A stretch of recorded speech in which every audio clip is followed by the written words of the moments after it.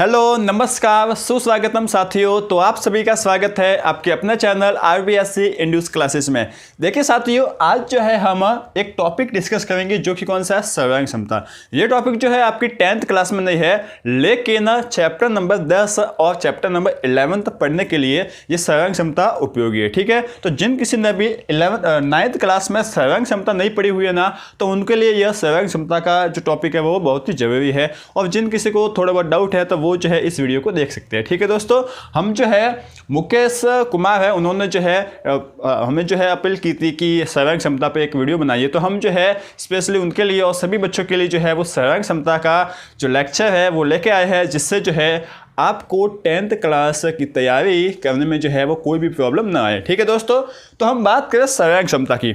सर्वांग क्षमता होती क्या है, सबसे पहले हम ये देखते हैं। देखिए दोस्तों, आपके पास एक 5 रुपये का सिक्का है, ठीक है, या फिर मान लीजिए 1 रुपये के 2 सिक्के हैं, एक दोनों सेम है। ठीक है, अब क्या किया आपने, इस 1 रुपये के सिक्के के ऊपर दूसरे 1 रुपये का सिक्का रख लिया, तो दोनों एक जैसे होंगे, बिल्कुल एक दूसरे के ऊपर बिल्कुल मतलब फिट होते हैं। ठीक, इसी तरीके से जैसे कि 5 रुपये का नोट है या फिर मान लो कि 500 का नोट है, अब इस 500 के नोट के ऊपर आप दूसरा जो है 500 का नोट सेम ला के रखोगे ना, तो वो भी एक दूसरे के ऊपर फिट होते हैं। तो हम बात करें सर्वांग क्षमता की ना, तो इन्हीं जैसे कि 500 का नोट और दूसरे 500 का नोट, इन दोनों नोटों को आपस में हम क्या कहते हैं, सर्वांग क्षम। मतलब दोनों जब आकृतियाँ एक जैसी होना, तो उन आकृतियों को हम क्या कहते हैं, सर्वांग क्षम। देखिए दोस्तों, सर्वांग क्षम का सिंपल सा मतलब क्या होता है, देखिए हम बात करें सर्वांग क्षम, इसका सिंपल सा मतलब है कि सभी तरीके से समान। ठीक है, सभी तरीके से, चाहे उसकी आकृति हो, माप हो, कुछ भी हो, सभी तरीके से जो है वो समान होगा। ये जो है इस सर्वांग क्षम का मतलब होता है। ठीक है दोस्तों, बात समझ में आ रही होगी। तो सर्वांग क्षम सिंपल सी बात है ना, समझ में आ रहा होगा। यदि हम बात करें 500 के नोट की, तो दोनों 500 के नोट आपस में एक दूसरे के ऊपर बिल्कुल ही सेट हो रहे थे, बिल्कुल एक मतलब एक मिलीमीटर भी जो है ना ऊपर नीचे नहीं हो रहा था। मतलब ये दोनों आकृतियाँ सर्वांग क्षम है। इसी तरीके से हम त्रिभुज को ले लें, तो त्रिभुज दोनों जब एक जैसे होंगे तो वो जो है आकृति क्या होगी, सर्वांग क्षम होगी। ठीक है दोस्तों, तो हम बात करें सर्वांग क्षम आकृतियाँ, तो सर्वांग क्षम आकृतियों की हम बात करें ना, तो सर्वांग क्षम आकृतियों में जो है ना सभी जो आकृति है ना, सर्वांग क्षम आकृति ऐसे समझ लीजिए कि उनकी आकृति और जो विमा होती है, जो माप होती है, वो समान होती है। ठीक है, तो सर्वांग क्षम आकृतियों का माप और विमा जो है वो समान होता है। ठीक है, सिंपल से आप ये मतलब समझिए कि सर्वांग क्षम का मतलब, यदि कोई भी दो चीज़ सर्वांग क्षम है, मतलब वो टोटली रूप से एक दूसरे के क्या है, समान है। ठीक है दोस्तों, समझ में आ रहा होगा। जैसे कि आप 500 का नोट और 500 का नोट दोनों का एग्जांपल ले सकते हो, तो ये है आपके सर्वांग क्षम। अब इस सर्वांग क्षम जो है ना, ये तो सर्वांग क्षम आकृति है, लेकिन हम जो है स्पेशली क्या पढ़ते हैं, त्रिभुजों की सर्वांग क्षमता। किसकी सर्वांग क्षमता, त्रिभुजों की। तो हम जो है इस क्लास में भी त्रिभुजों की सर्वांग क्षमता ही पढ़ेंगे, बाकी दूसरी हमें पढ़नी है नहीं। किसकी पढ़ेंगे, त्रिभुजों की सर्वांग क्षमता अब इस वीडियो में जो है हम पूरी त्रिभुजों की सर्वांग क्षमता पढ़ेंगे, और आपकी 10th और 9th क्लास में त्रिभुजों की सर्वांग क्षमता ही है। देखिए दोस्तों, आपको सर्वांग क्षमता किस तरीके से होती है, कौन कौन से सर्वांग क्षमता के नियम होते हैं, और उसके ऊपर 1-2 एग्जाम्पल मैं आपको करवा लूँगा इस वीडियो में। लेकिन आपको और भी ज़्यादा यदि प्रैक्टिस करनी हो ना, तो 9th क्लास में चैप्टर नंबर शायद 7th या 8th है, उसको जो है आप देख सकते हो। वो जो है पूरा त्रिभुजों की सर्वांग क्षमता के ऊपर है, उस चैप्टर का नाम है त्रिभुज, तो उसको जो है आप जाकर देख सकते हो। ठीक है दोस्तों, तो अब हम जो है एक एक करके स्टार्ट करते हैं त्रिभुजों के सर्वांग क्षमता के नियम। अब देखिए दोस्तों, हम बात करें त्रिभुजों के सर्वांग क्षमता के नियम की, तो देखिए सबसे पहले मैं आपको थोड़ा सा एक हिंट देता हूँ। जैसे कि ये देखिए, आपका क्या है, यह त्रिभुज है। ठीक है, अब ये त्रिभुज जो है ना, और ये एक दूसरा त्रिभुज है, ये दो आपके पास त्रिभुज है। इस त्रिभुज का आपने नाम दे दिया ABC, इसका आपने नाम दे दिया PQR। ठीक है दोस्तों, दो जो है आपके पास त्रिभुज है। अब यदि आप इन दोनों त्रिभुजों को सर्वांग क्षम फिट कर देते हो, मतलब एक त्रिभुज दूसरे त्रिभुज के ऊपर फिट हो जाता है, तो आप कहोगे कि ये दोनों त्रिभुज सर्वांग क्षम है। लेकिन सर्वांग क्षम है मतलब इन जो दोनों त्रिभुज है ना, इन दोनों त्रिभुज की सभी चीज़ जो है ना, मतलब सभी चीज़ जो क्या होगी, एक तरीके से समान होगी, दोनों एक जैसी होगी। लेकिन एक जैसी कैसी, देखिए दोस्तों, सर्वांग क्षम जो त्रिभुज होते हैं ना, उनकी संगत आकृतियां समान होती है। संगत आकृति का मतलब, जैसे कि ए बी जो है ना, इस साइड भुजा है ना, तो इसमें इस साइड भुजा कौन सी है, PQ। ठीक है, तो ये PQ भुजा और AB भुजा क्या है, संगत भुजा है। उसी तरीके से BC और QR भुजा क्या है, संगत भुजा है। और उसी तरीके से AC और PR जो भुजा है वो क्या है, संगत भुजा है। तो आप जो है है ये बात ध्यान रखना कि सर्वांग सम त्रिभुजों में मैं लिखूंगा सर्वांग सम त्रिभुजों में संगत भाग जो होते हैं, संगत भाग जो है आप समझ रहे हैं, संगत भाग समान होते हैं। संगत भाग आप समझ रहे हो, संगत भाग समान होते हैं। देखिए मैं आपको और वापस समझाता हूँ। संगत भाग जो एक ही दिशा में हो, ठीक है। जैसे कि देखिए अब यदि आप इस त्रिभुज के ऊपर इस त्रिभुज को फिट करोगे ना, तो यो चाहे ए बी भुजा है ना, ए बी भुजा के ऊपर कौन सी भुजा आएगी, पी क्यू। मतलब ए बी और पी की भुजा क्या है, संगत है। उसी तरीके से बी सी भुजा के ऊपर कौन सी भुजा आएगी, क्यू आर भुजा। इसका मतलब बी सी और क्यू आर भुजा क्या है, आपस में संगत है। अब यदि संगत है ना, इसका मतलब यह हो गया कि संगत भुजा समान होगी। यदि आप किसी भी तरीके से जो है आपने इन दोनों को सर्वांग सम सिद्ध कर लिया है, तो इसका मतलब सिंपल सा मतलब आप ये समझ जाइए कि ए बी जो है वो किसके बराबर होगा, पी क्यू के। इसी के साथ बी सी जो है वो किसके बराबर होगा, क्यू आर के। और जो है आपका पी आर जो है वो किसके बराबर होगा, या फिर ए बी ए सी जो है वो किसके बराबर होगा, पी आर के। ठीक है दोस्तों, तो सिंपल सा मतलब जो है आपका ये निकलेगा। इसी तरीके से जो है ना सर्वांग सम आपने यदि सिद्ध कर लिया, तो मैंने आपको बताया कि सर्वांग सम का मतलब क्या होता है, सभी तरीके से समान। सभी तरीके से समान का मतलब है कि उसके कोण भी जो है वो समान होंगे। कोण का मतलब देखिए संगत कोण, देखिए कोण समान होंगे लेकिन कौन से कोण, संगत कोण। आप जो है पूरा बोलोगे संगत कोण। तो देखिए ये कोण है, तो इसके जैसा कौन सा कोण है, ये। ठीक है, तो जो है इसका मैं नाम देता हूँ 1, इसका नाम दे देता हूँ 2, इसका नाम दे देता हूँ 3, इसका नाम दे देता हूँ आपका 4, इसका दे देता हूँ 5 और इसका 6। तो यहाँ से जो है आप क्या देखोगे कि कोण 1 और कोण 4 जो है आपस में संगत है। तो कोण 1 और कोण 4 जो है वो भी आपस में क्या होंगे, समान होंगे। ठीक है, संगत कोण समान होंगे। इसी तरीके से कोण 2 और कोण 5 जो है वो भी जो है आपस में समान होंगे। और कोण 3 और कोण 6 जो है वो भी जो है आपस में समान होंगे। तो दो सर्वांग सम त्रिभुजों में संगत भाग हमेशा समान होते हैं। अब संगत भाग में संगत भुजा भी हो सकती है, संगत कोण भी हो सकता है, कुछ भी हो सकता है। तो ये थोड़ी सी बात है त्रिभुजों की, इसको आप समझिए। इसके बाद जो है हम बात करते हैं त्रिभुजों की सर्वांग समता का नियम, जो कि पहला नियम है आपका SAS सर्वांग समता का नियम। ठीक है दोस्तों, देखिए दोस्तों सर्वांग समता का पहला नियम जो है वो क्या है, इस नियम को आपको याद रखना पड़ेगा। SAS सर्वांग समता का नियम। क्या कहोगे आप, SAS सर्वांग समता का नियम। सबसे पहले जो है ना आप इस SAS को समझिए। देखिए दोस्तों हम बात करें ना थोड़े से ज्योमेट्री में आते हैं, थोड़ा सा जो है आप इसका चार्ट बना लीजिए। जैसे कि ये एक त्रिभुज है, ठीक है। अब इस त्रिभुज में ये जो भुजा है ना, इस भुजा को हम इंग्लिश में बोलते हैं साइड। ठीक है, ये जो एंगल है, कोण है ना, इस कोण को हम इंग्लिश में बोलते हैं एंगल। इसके साथ साथ यदि आपका कोई समकोण त्रिभुज है, ठीक है, क्या है, समकोण त्रिभुज। तो इस समकोण त्रिभुज में एक तो क्या होता है, समकोण होता है, एक कर्ण होता है और एक जो है आपका आधा होता है, मतलब भुजा होती है एक ही तरह से।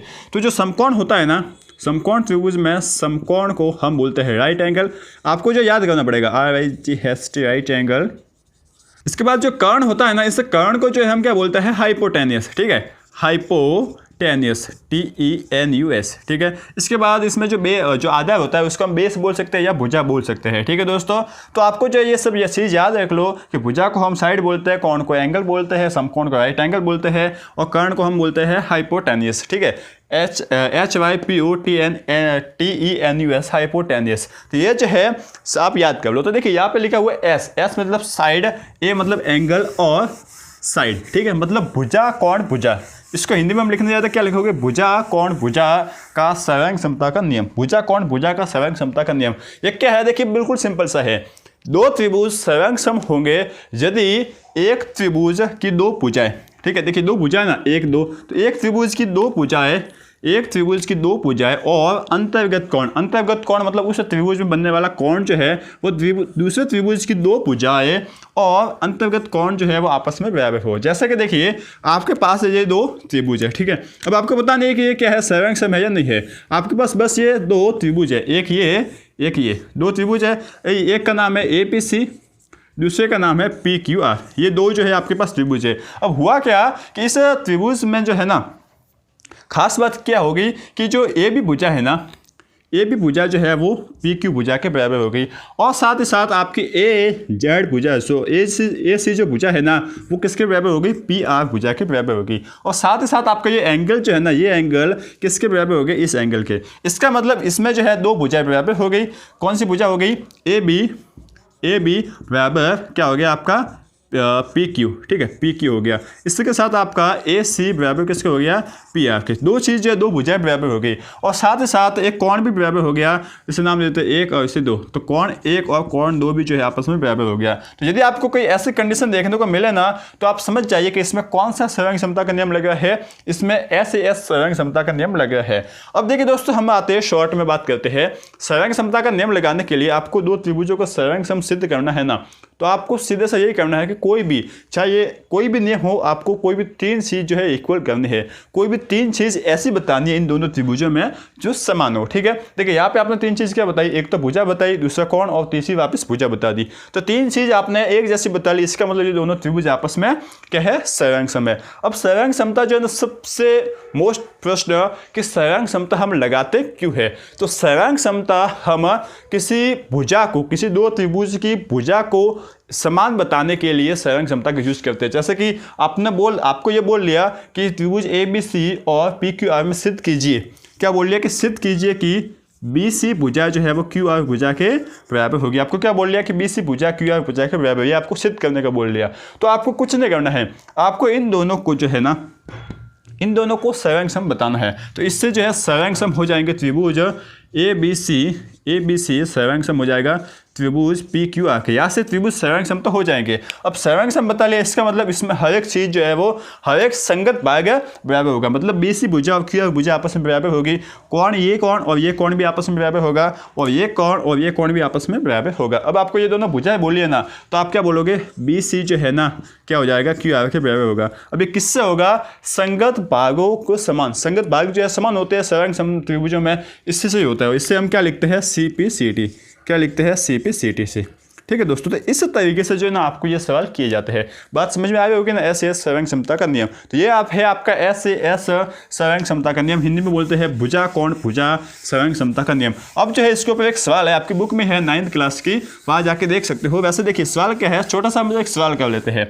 आपको जो है ना, देखिए आप सवाल को उतारते जाइए। आपको जो है बोल रखा है, ये एक आकृति दे रखी है, ठीक है, ये जो है आपको क्या दे दी, आकृति। अब इस आकृति का नाम है, मान लो ए बी, इसका नाम ले लो ओ और इसको सी डी दे दो, ठीक है दोस्तों। अब यहाँ पर जो है आपको ये भुजा और ये भुजा बराबर दे दी गई है और ये भुजा जो है वो बराबर दे दिया गया है। बात समझ में आ गई होगी ना। ये आपको एक सवाल दे दिया गया है और इस सवाल में जो है जो भी लिखा है वो मैं आपको बता देता हूँ। आपको क्या दिया गया है, आपको ये दिया गया है, देखिए इन तरीके के जो सिद्ध करने के होते हैं ना, दिया है, ठीक है। सिद्ध करने के जितने भी सवाल होते हैं ना, उसको जो है ना हम कैसे लिखते हैं, देखिए कि आपको क्या दिया गया है, आपको ये दिया है कि ए ओ जो है ना, ए ओ है, देखिए ये एक लाइन और एक लाइन का मतलब क्या है कि जो भी एक लाइन वाले हैं ना वो आपस में समान है। मतलब ए ओ है ना वो डी ओ के बराबर है, इसी के साथ ही बी ओ है ना वो सी ओ के बराबर, ये जो है आपको दे दिया गया है, ठीक है दोस्तों। अब जो है आपको सिद्ध करने का इसमें क्या बोला है, आपको यह सिद्ध करने का बोला है,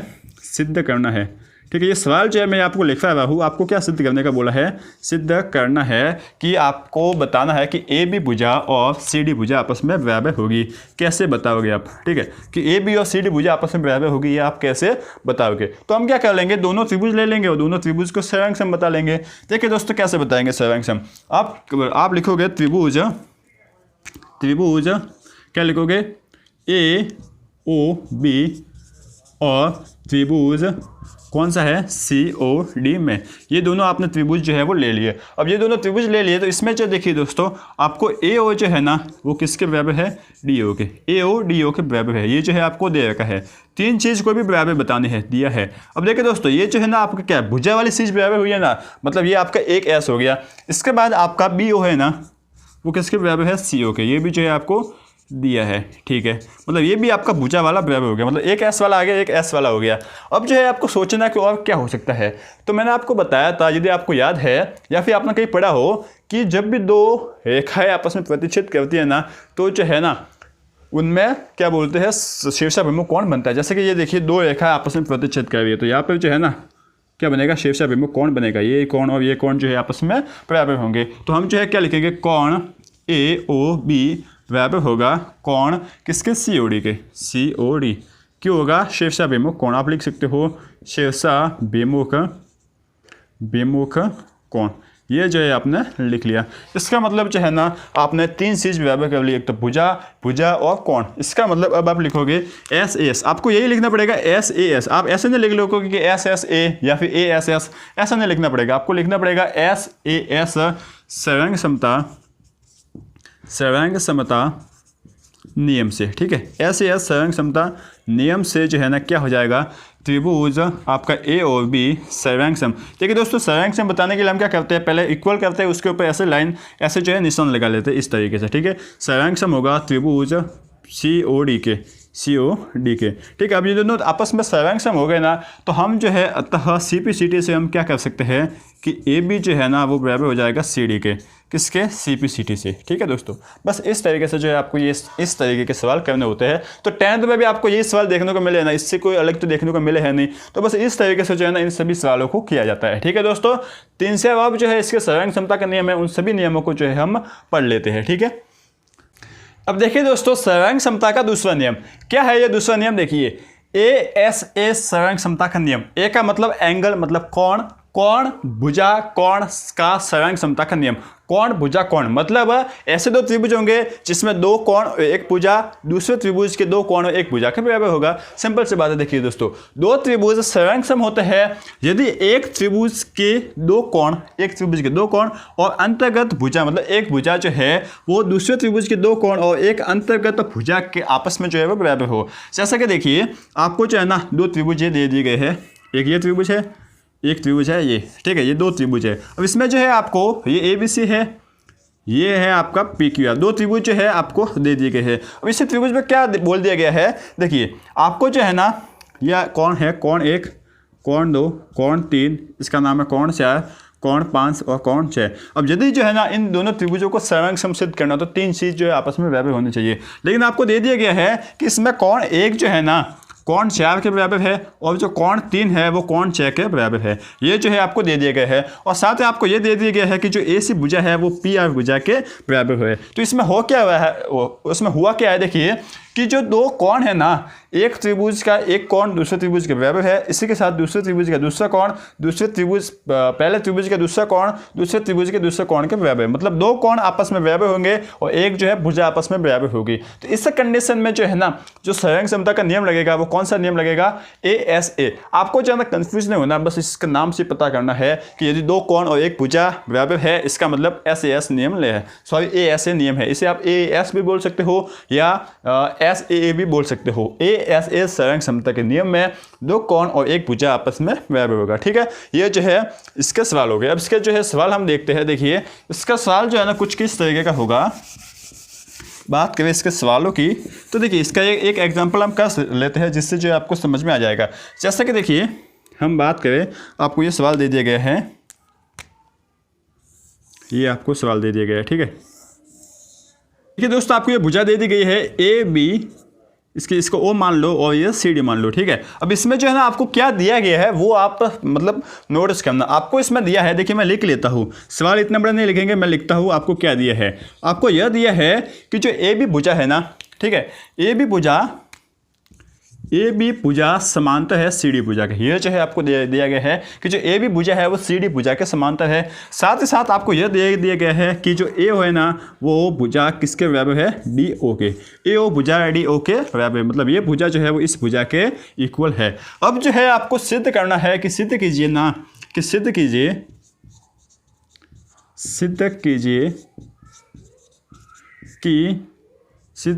कि या फिर सिद्ध करना है, हम ये लिख लेते हैं सिद्ध करना। आपको जो है एग्जाम में ऐसे ही लिखना पड़ेगा, सिद्ध करना है।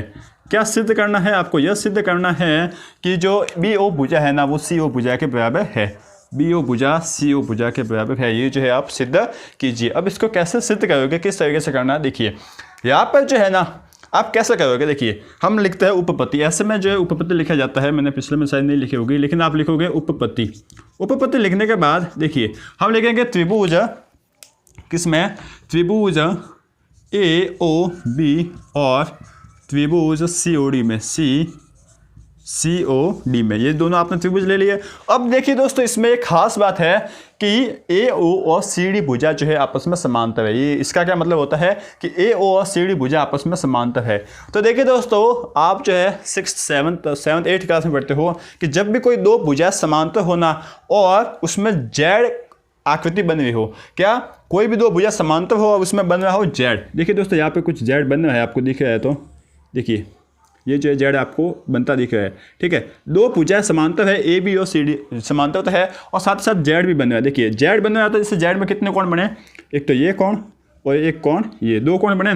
तो जब एक दो समांतर रेखा के पीछे एक Z बनता है ना, तो उस Z के अंदर बनने वाले दोनों कोण समांतर होते हैं, जिन्हें हम क्या बोलते हैं, एकांतर कोण। ये जो आप याद रखो कि दो समांतर रेखाओं के बीच बनने वाले Z में जो कोण होते हैं वो आपस में समांतर होते हैं, वो कौन से कोण कहलाते हैं, एकांतर कोण। मतलब एक अंतर के बाद एकांतर कोण, ठीक है दोस्तों। तो देखिए दोस्तों, हम लिखेंगे कोण BAO, ये कोण है ना। देखिए अब ये कोण लिखने का भी सिस्टम होता है। जहाँ पर कोण बनता है ना, यहाँ पर कोण बना, इस बिंदु पर कोण बना था, तो उस बिंदु को जो है वो अंदर लिखा जाता है, मतलब बीच में लिखा जाता है। देखिए यहाँ पे A लिखा है, अब आप चाहे BAO लिखो या OAB लिखो, ये जो है आपकी मर्जी है। क्या लिखा है आपने, BAO, ठीक है। अब यदि आप AOB लिखते तो भी चलता, A जो है बीच में होना चाहिए। अब यहाँ पर कोण कहाँ पे बना है, D में ना, तो आप क्या लिख सकते हो, कोण C, क्या लिखोगे, CDO, ठीक है दोस्तों। ये जो है आपने लिख लिया। किस वजह से है ये दोनों कोण आपस में समांतर, सॉरी आपस में इक्वल, किस वजह से है, एकांतर कोण की वजह से। एकांतर कोण क्या लिखोगे आप, एकांतर कोण, ये जो है आपने लिख लिया, ठीक है दोस्तों। एक तो है ये आपका कोण बराबर हो गया। इसके साथ जो है ना, ये दोनों कोण भी जो है ना, ये कोण और ये कोण, दो रेखा आपस में प्रतिच्छेद कर रही है तो शीर्षाभिमुख कोण बनता है। तो आप लिखोगे कोण AOB किसके बराबर होगा, कोण COD के। क्यों होगा, क्योंकि ये दोनों प्रतिच्छेदी रेखाओं से जो बने कोण है ना, वो आपस में जो है वो आप आमने सामने वाले कोण होते हैं, वो क्या होते हैं, समान कोण होते हैं। क्यों होते हैं, शीर्षाभिमुख कोण वो कहलाते हैं, ठीक है दोस्तों। और A बीच में है, कोण A, यदि देखिए यहाँ पर भी A बन रहा है, A बिंदु पर कोण, और यहाँ पर A बिंदु पर कोण बना है, इसका मतलब A हमने बीच में ले लिया है। और आप लिखोगे कि क्या लिखोगे, शीर्षाभिमुख कोण, ठीक है दोस्तों। ये जो है आपने लिख लिया। अब जो है ना, अंत में आपको एक भुजा इक्वल दे दी गई है, AO और आपको DO, ये जो है आपको दिया गया है, ठीक है, दिया है। अब देखिए दोस्तों, यहाँ पर एक कोण और एक भुजा, A और S आपका नियम बना है। तो आप क्या लिखोगे, SAS सरंग समता नियम से आप लिखोगे, देखिए यहाँ पर लिखता हूँ ASA सरंग समता नियम से क्या हो जाएगा, त्रिभुज ABO बराबर हो जाएगा किसके, त्रिभुज, सॉरी ABO सरंग सम हो जाएगा त्रिभुज CDO के, ठीक है। ये दोनों त्रिभुज सरंग सम हो गए ना, तो आप बोल सकते हो आराम से कि BO जो है वो CO के इक्वल होगा, किससे, CPCT से, ठीक है दोस्तों। तो ये सिंपल सी बात है, आराम से जो है इस तरीके के सवाल आप कर सकते हो। बस आपको जो है ना, ज्योमेट्री की छोटी छोटी बातें याद होनी चाहिए। अब ये सरंग समता का नियम तो जो है आपको समझ में आ ही गए, ठीक है। ये है आपका दूसरा सरंग समता का नियम। इसके बाद हम बात करते हैं तीसरे सरंग समता के नियम पर। देखिए दोस्तों, तो अब हम बात करते हैं SSS सरंग समता का नियम। SSS मतलब भुजा सरंग समता का नियम। ये क्या है, ऐसा त्रिभुज होगा, ऐसे दो त्रिभुज हो गए जिसमें एक त्रिभुज की तीनों भुजाएं दूसरे त्रिभुज की तीनों भुजाओं के बराबर होगा। तो बस यही बोला है, दो त्रिभुज सरंग सम होते हैं यदि एक त्रिभुज के तीनों भुजाएं दूसरे त्रिभुज की तीनों भुजाओं के बराबर होगा, ठीक है। अब तो मतलब इजी सा हो गया, आप आराम से समझ गए हो। जैसे कि ये आपको त्रिभुज दे दी गया है, ठीक है। अब ये त्रिभुज है, दूसरा ये त्रिभुज है। अब इसमें जो है आपको ये ABC है, ये जो है XYZ है, ये मान लो, ठीक है दोस्तों। अब थोड़ा अलग एग्जांपल लेते हैं। अब जो है आपको बोल दिया गया है कि जो है ना, देखिए दोस्तों, आपको ये बोल दिया गया है कि जैसे कि हम मान ले कि आपकी जो AB भुजा है वो XY भुजा के बराबर है। इसके बाद BS भुजा जो है वो ABC है, ठीक है। BC भुजा जो है वो XZ भुजा YZ भुजा के बराबर है। और जो आपका AC भुजा है वो XZ भुजा के बराबर है, ठीक है दोस्तों। इसका मतलब आपका देखिए, AB भुजा किसके बराबर हो गई, XY के। इसके साथ BC भुजा किसके बराबर हो गई, YZ के। और जो है आपके AC भुजा किसके बराबर हो गई, XZ के। अब जो है यहाँ पे तीनों भुजा बराबर है और तीनों भुजाई है, इसका मतलब SSS सरंग समता का नियम इसमें लग जाएगा, ठीक है दोस्तों। ये जो है आपकी सिंपल सी सरंग समता का नियम है, इसे जो है आप आराम से कर सकते हो। अब इसका एग्जाम्पल जो है ना, एक छोटा सा एग्जाम्पल हम लेते हैं, इससे जो है आपको समझ में आ जाएगा। वैसे तो जो है ना ये नियम बहुत कम यूज आता है, लेकिन जो है आप समझ जाइए। देखिए होगा क्या, जैसे कि हम बात करें तो देखिए जैसे कि आपको बोल लिया कि आपको ये बोल लिया कि एक त्रिभुज दे रखे, दो त्रिभुज आपको दे रखे, एक तो ये त्रिभुज है और एक ये त्रिभुज है, ठीक है। इसका नाम है आपका ABC, इसका नाम है आपका PQ और R, ठीक है। अब आपको बोल लिया कि ABC त्रिभुज एक समबाहु त्रिभुज है जिसकी भुजा क्या है 2 सेंटीमीटर। आपको क्या बोल लिया, दिया है, हम लिखते हैं, हम क्या लिखते हैं, दिया है। आपको क्या दिया है कि ABC त्रिभुज एक समबाहु त्रिभुज है, समबाहु त्रिभुज क्या है, AB त्रिभुज ABC समबाहु त्रिभुज है, ठीक है, जिसकी जो है भुजा, जिसकी भुजा कितने है 2 सेंटीमीटर, ठीक है। अब इसी तरीके से जो है ना आपको बोल लिया कि त्रिभुज PQR है, वो भी जो है वो समबाहु त्रिभुज है जिसकी भुजा भी 2 सेंटीमीटर है। अब आपको जो है सिद्ध करना है, आपको जो है सिद्ध करना है, क्या बोल लिया, सिद्ध करने का। अब आपको सिद्ध करना है, क्या सिद्ध करने का बोल लिया कि कोई भी एक कोण, जैसे कि कोण, इसका नाम दे दो 1 और इसका नाम दे दो 2, तो सिद्ध कीजिए कि कोण 1 जो है वो कोण 2 के बराबर होगा। अब जो है ना आप क्या करोगे, देखिए सबसे पहले आप ये समझिए कि समबाहु त्रिभुज क्या होता है। समबाहु त्रिभुज वो होता है जिसमें तीनों भुजाएं आपस में, मतलब तीनों भुजाएं बराबर होती है। जैसे कि ABC यदि समबाहु त्रिभुज है, इसका मतलब इसकी तीनों भुजाएं बराबर होगी। तो यदि इसकी एक भुजा 2 सेंटीमीटर है, इसका मतलब तीनों भुजाएं जो है वो 2-2 सेंटीमीटर की होगी। AB भुजा भी 2 सेंटीमीटर की, BC भुजा भी 2 सेंटीमीटर की और AC भुजा भी 2 सेंटीमीटर की, ठीक है। तो अब जो है आप क्या लिखोगे, आप वही लिखोगे, उपपत्ति लिख लीजिए, उपपत्ति लिख लिया। अब जो आप लिखोगे त्रिभुज ABC एंड त्रिभुज PQR में, ठीक है दोस्तों। अब जो है आप क्या लिखोगे, चूंकि ये समबाहु त्रिभुज है, अब जो है देखिए मैं लिखवा ही लेता हूँ, चूंकि त्रिभुज ABC समबाहु त्रिभुज है, समबाहु त्रिभुज है, ठीक है दोस्तों। अतः क्या लिखोगे आप, AB प्लस BC, AB बराबर होगा BC और BC, AB बराबर होगा BC और BC और AC बराबर होंगे किसके, AC के। AB बराबर होगा BC बराबर होगा AC, ये तीनों किसके बराबर है 2 सेंटीमीटर के, मतलब सभी के मान जो है ना वो 2-2 सेंटीमीटर का है। इसी तरीके से हम लिखोगे चूँकि त्रिभुज क्या लिखेंगे, PQ और R, PQ और R क्या है, समबाहु त्रिभुज है, समबाहु त्रिभुज है, ठीक है। अब ये समबाहु त्रिभुज है, इसका मतलब अतः क्या हो जाएगा कि PQ बराबर होगा QR बराबर होगा PR के, तीनों बराबर होंगे और तीनों 2 सेंटीमीटर है। इसका मतलब देखिए AB किसके बराबर होगा, PQ के, संगत भुजा बराबर हो जाएगी, और BC किसके बराबर हो जाएगा, QR के, और जो है आपका AC किसके बराबर हो जाएगा, PR के। ये तीनों आपस में जो है बराबर हो जाएंगे, इस तरह इसमें SSS सर्वांग क्षमता का नियम जो है वो लग जाएगा, ठीक है दोस्तों। सिंपल से है ना, आप आराम से इसको कर सकते हो। अब जो है इसमें ज़्यादा आपको मातापची करने की जरूरत है भी नहीं, आप तो जो है आप समझ गए होंगे।